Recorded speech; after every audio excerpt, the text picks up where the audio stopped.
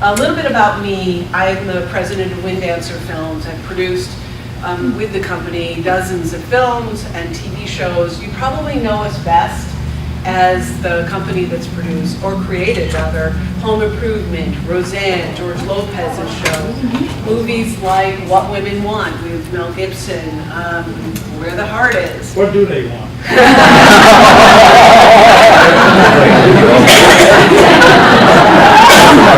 One called What Men Want, and that's the question. We can't figure it out. There's a first act, but nothing after.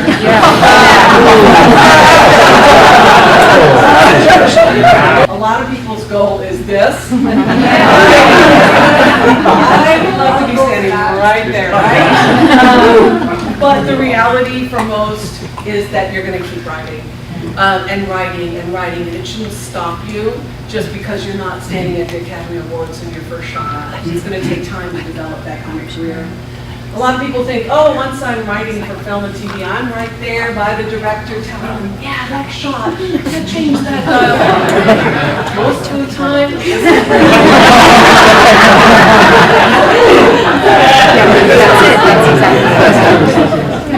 and then everyone thinks, oh my God, I'm getting a movie deal. I mind getting Spelling House with the wrapping room that's right down here, bowling alley. And the reality is,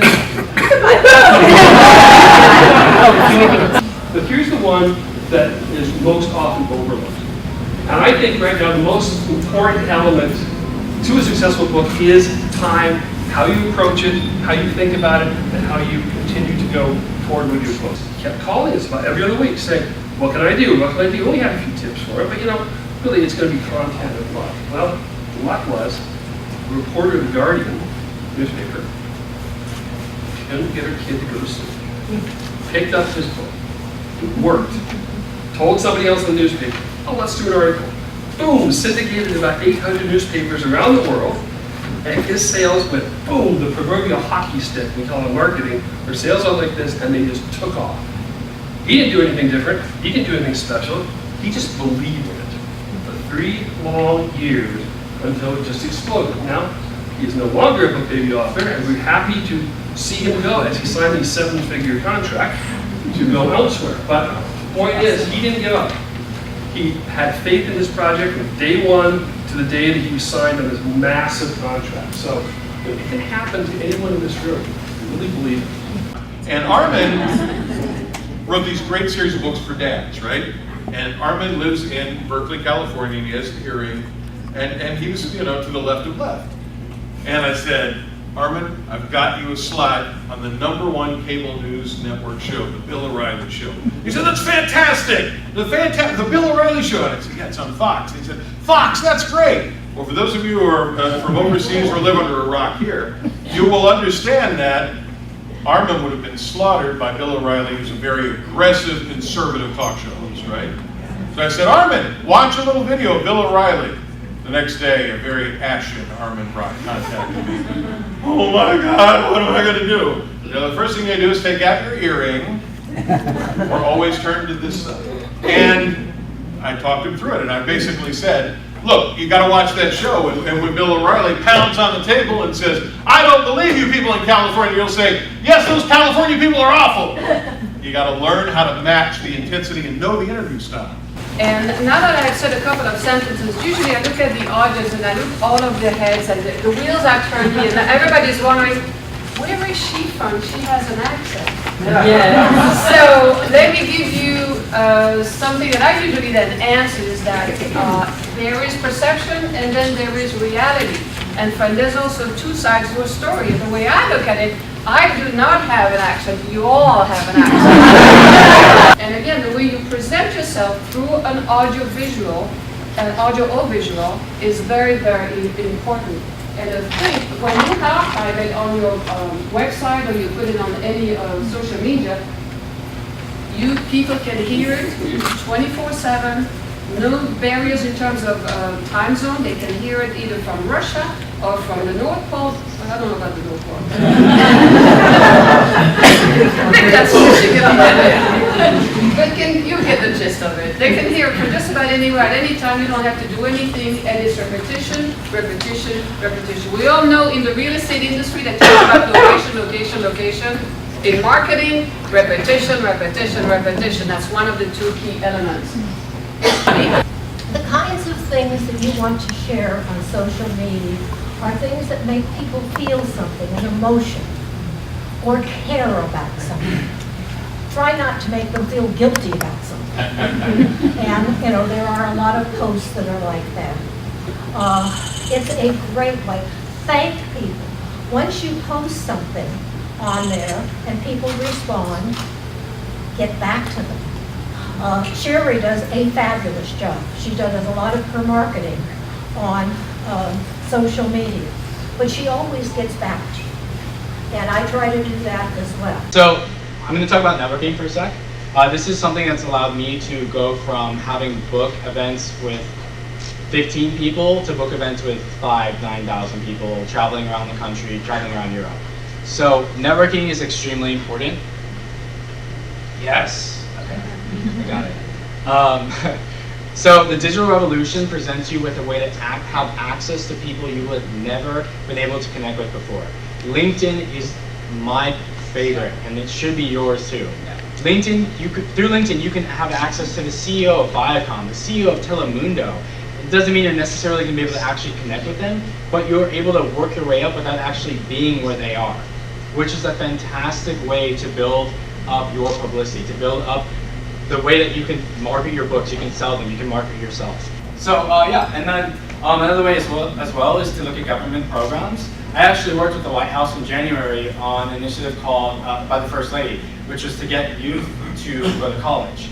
I tied that in with my nonfiction book, which is called Project Endless, which is focused on helping youth be successful, whether as authors, whether as entrepreneurs, and just in academic fields in general. And I was able to meet with the White House, and we teamed up and we did a couple of talks in different schools with the chief of staff of the First Lady. And that was just because I reached out on LinkedIn and was like, hey, I have this book. We can connect in this way. Let's do it. First, I'm going to talk about what not to do. Most authors say they want to try to get as many people into selling their books as possible, so they try to reach out to everybody. If they spend money on advertising, Facebook advertising or whatever, it's a waste because you're not targeted enough. But it's really hard, and it's understandable. Why would you want to isolate? Why would you want to hone in on a specific market? Because I don't want to turn away sales from this guy, or I don't want to piss off that guy. So why would I want to hone in on that? Well, the reason why you want to do that is because if you're not known for one specific thing, then you're known for nothing. And if you're confusing your audience because they can't describe you in some way, you just saw when we were just trying to say, like, well, I'm an author, that's nothing. You got to figure out, like, what is the unique part about that? If you can't describe yourself in that one way, and you're not targeting towards that one specific audience, then you're confusing your audience. And a confused mind does not decide. A confused mind does not buy. All right, so we're going to talk about today how to attract more readers, sell more books, and have more fun. Does that sound good to anybody here? Yeah. Okay, how good does it sound, you guys? Having more fun and selling more books? Yay! Right? Okay, good, because you've heard lots of great strategies, and I was having some conversations in the ladies' room, and I feel like maybe you guys feel like me. How many of you feel a little bit overwhelmed by like all the great information you're getting and so many actions to take, right? Well, you don't have to do them all. You don't have to do them all at once. It's a matter of testing each of these great strategies and seeing what works best for you and best for your books and your audience. So we're going to share a couple more strategies with you focused on how to leverage your award now that you're an award-winning author. So here we go. You got to find those groups that are interested in your topic. I had people say, well, who wants to read a book on Kentucky in the years 1811 to 1815? You know, I said, I don't care, I wrote it, I was passionate about it. Then I found out I had to go looking for people who would be interested.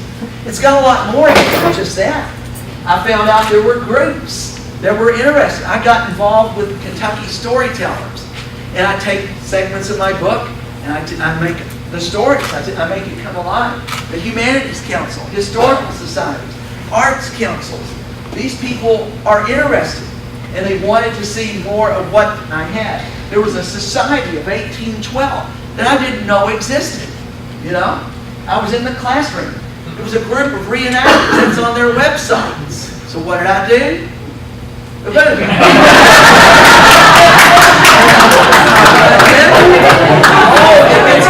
I dressed up in costume, showed up, and they called me up, and then they said, let's go see the governor.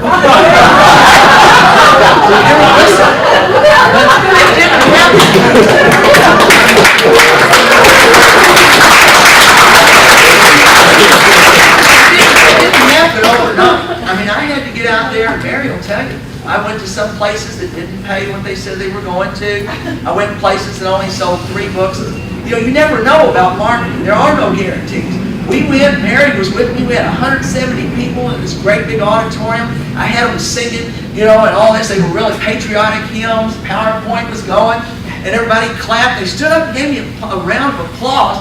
And then the librarian said, now, Mr. Price has copies of his books up here for signing and selling. It was like,